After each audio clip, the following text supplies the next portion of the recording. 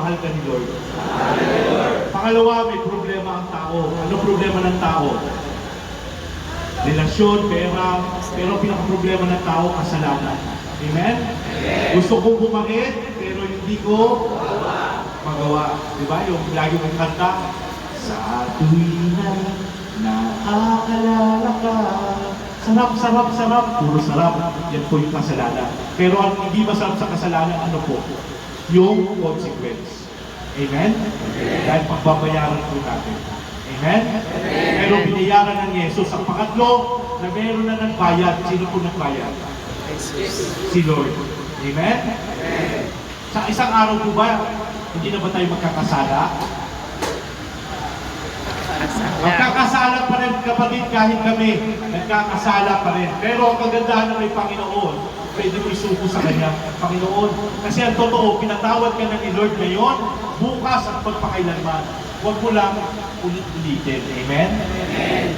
So, pang-apat, tanggapin mo si Jesus dahil siya ang kaligtasan ng iyong buhay. Ngayon kapatid, kung handa ka na, sabayan mo sa isang panalangin. Kung ikaw ay gusto mo na isuko ang buhay mo sa Panginoon, itaas mo sa Kanya.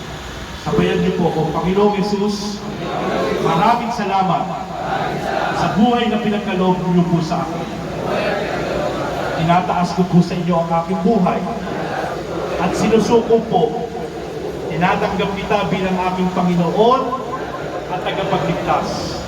At mula ngayon, ikaw na maghari sa aking buhay. Panginoon, palayain niyo na po ako sa kulungan ng buhay ko. Amen. Amen. Father God, maraming salamat sa mga kapatiran ko na tumanggap sa inyo sa oras ito. Tunay na lubos na dakila at Diyos na mapagmahal kayo. Bless this place, O Lord. Bless the Bacoor CDJ. 10 na mga kapulisan dito mula sa aming mabuting warden. Lord, I lift it up to you that you protect them, give them wisdom, O Lord. At sa mga mayon po at sa mga bastonero na nanunungkulan po dito, Lord, bless their life. Sila po ay palayain yung Panginoon at bigyan niyo po sila ng yung lubos na grasya at pagmamahal. At sa kapatiran po, Panginoon, sa paghihina nila, sa oras na sila ay nalulungkot, sila po ay busugin niyo ng pagmamahal, spiritual, physical, O Lord. Bless their life, O Lord. At sa lahat po, dito, Panginoon, tinataas namin sa matamis niyong pangalan. In Jesus' name we pray. Amen and amen. Maraming salamat po, mga kapatid. Thank you. You are so blessed. Ngayon, kapatid, meron po dito, pwede po, pakilala sa Mark 8:36.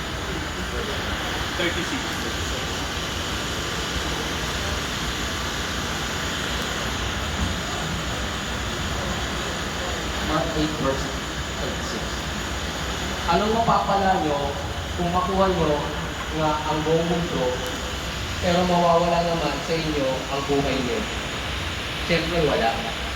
Panginoon sa iyo, kapatid. Sabi po dito, ito ay declare ng Panginoon, plan to prosper you, not to harm you, plan to give you hope and good future. Ano po sabi ng Panginoon? Ang plano niya sa iyo para ikaw ay lumago, para hindi ka mas magkaroon ng kasakitan. Plano niya bigyan ka ng pag-asa. Bakit po? Dahil meron siya nakalaan na buhay para sa iyo. Ang buhay mo ba natatapos lang dito, kaibigan? Kung ang buhay mo natatapos lang dito sa loob ng lehas nito, kapatid, malungkot ang buhay. Pero ako naniniwala, kapatid, habang nandito ka sa loob ng lehas, pakisabi mo sa isip mo at sa puso mo, ang buhay mo hindi natatapos dito. Dahil lalaya ka. Sa ayaw sa gusto mo, lalaya ka dito. Pero sana lumaya ka dito, nakasama ang Panginoon. Amen? Kasi malungkot, kung lalaya ka dito at hindi mo kasama ang Panginoon, kapatid, parang ka rin nakakulong sa labas. Alam niyo po, sa isa ng maiiwan ko sa inyo, pumapit po kayo sa Panginoon. Amen? Bakit po? Ano sabi po dito? Sabi po dito, kapatid, no? In Mark 19 verse 26, but Jesus looked at them and said, with man, this is impossible. But with God, all things are possible. Ano sabi po sa Mark 19 verse 26? Sa tao, lahat ng bagay, imposible. No? May mga bagay na imposible sa atin. Totoo po ba? Brother Johnny, kaya ko itong buhay ko. Kapatid, di lahat ng area ng buhay mo, hawak mo, kapatid. Amen? Naniniwala ba kayo na hindi nyo control ang buhay nyo? Panginoon, ang iyong banal na Espiritu ay manahan sa bawat isa, O Lord. Sila po'y palakasin nyo, bigyan nyo po sila ng karunungan, Panginoon, na nagmumula sa inyo. And Lord, thank you for the PNP, O Lord, for blessing our time today. We lift it up to you, our worship and fellowship, O Lord. Bless our time. Sa iyo po ang pagpupuri at pagpapasalamat. Pinakamataas na aming tungkulin, Panginoon, na isang mga ito, iturihan ka. We ask this, Lord, in your mighty name. In Jesus' name we pray. Amen. Amen. Good morning.